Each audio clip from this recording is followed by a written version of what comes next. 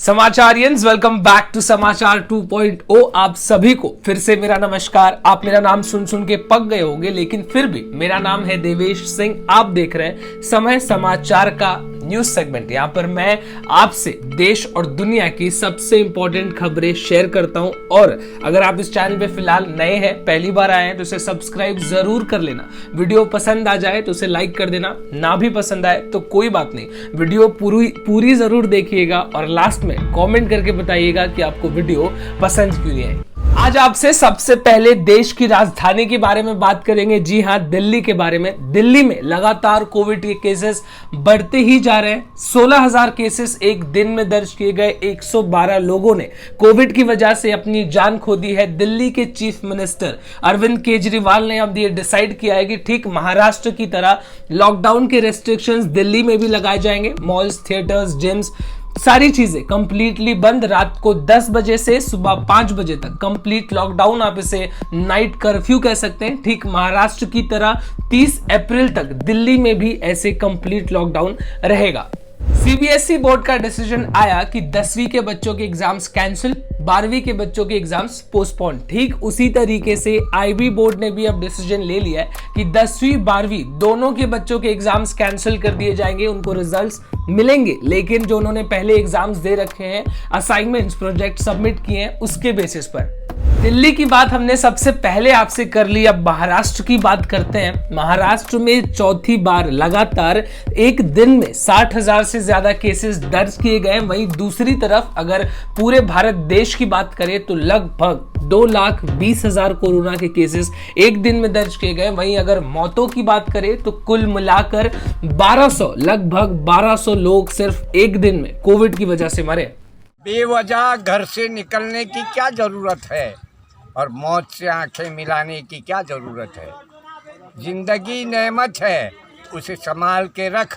कब्रिस्तान सजाने की क्या जरूरत है। वाह वाह वाह। सबको मालूम है बाहर की हवा कातिल है, फिर कातिल से उलझने की क्या जरूरत है।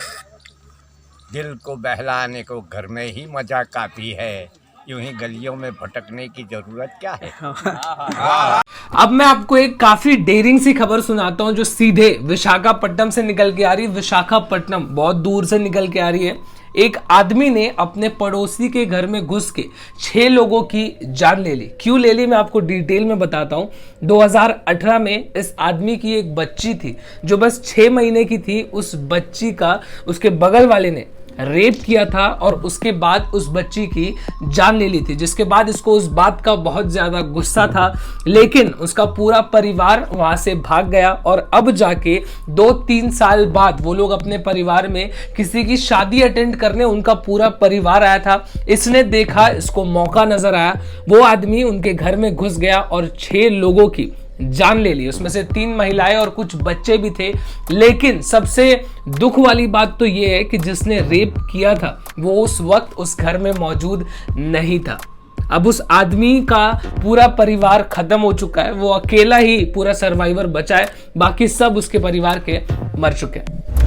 पिछले कुछ दिनों से लगातार भारत में पाकिस्तान से ड्रग्स सप्लाई किया जा रहा था, जिसके बारे में हमारे इंटेल डिपार्टमेंट को खबर मिली तो उन्होंने तुरंत इंडियन कोस्ट गार्ड्स को इत्तला किया। इंडियन कोस्ट गार्ड्स ने और गुजरात की एटीएस टीम ने मिलकर एक ऑपरेशन कंडक्ट किया, जिसमें पाकिस्तान से आ रहे एक बोट को अरेस्ट किया गया, जिसके अंदर 8 पाकिस्तानी मौजूद थे और उसमें 30 किलो हेरोइन मिला, जिसकी कीमत बताई जा रही है 300 करोड़ रुपए। जी हां, 300 करोड़ रुपए। उन 8 पाकिस्तानियों से पूछताछ की जा रही है कि और कितने ड्रग्स कहां पर पहुंचाए गए हैं और कब।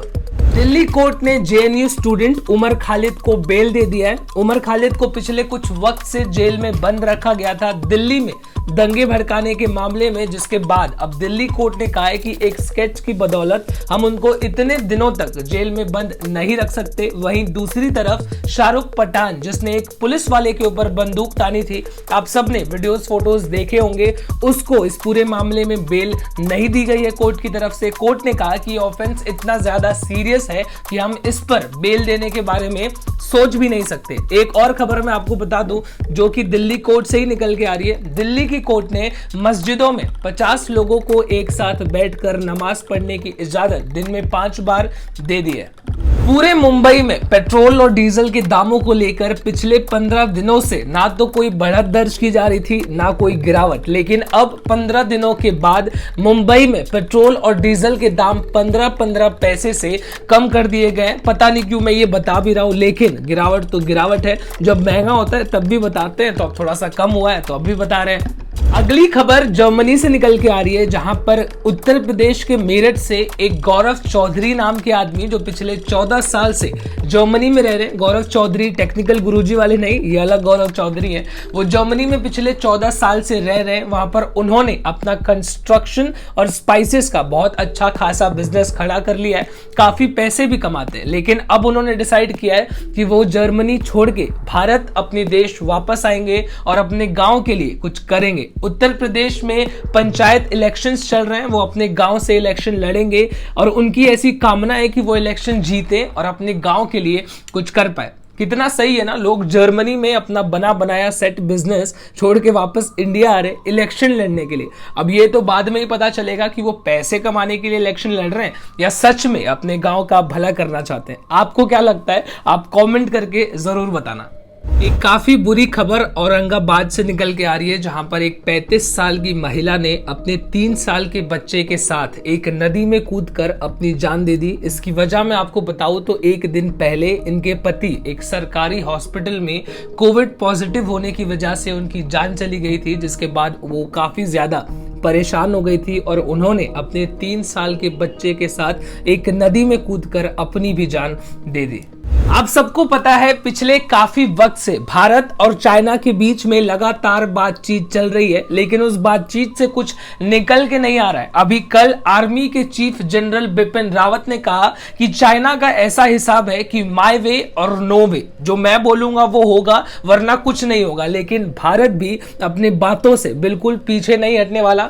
चाइना को ऐसा लगता है कि वो टेक्नोलॉजिकली काफी ज्यादा एडवांस्ड है, तो वो किसी भी देश को धमकी देगा तो वो डर जाएंगे। बाकी देशों की बात अलग है, पर भारत बिल्कुल भी डरने वाला नहीं है। हमारे पास इंटरनेशनल सपोर्ट है। चाइना को ऐसा लगता है कि हम बॉर्डर पे थोड़ा बहुत धमकी वमकी देंगे, मारामारी करेंगे तो ये भारत देश है पीछे हट जाएगा, लेकिन ऐसा बिल्कुल भी नहीं है। हम अपनी जमीन छोड़कर पीछे बिल्कुल भी नहीं हटने वाले। चाइना को बातचीत करनी है वो करे, पीछे हटना है हटे, नहीं हटना है ना हटे। हमारी डिफेंस सिस्टम बिल्कुल भी पीछे नहीं हटने वाली।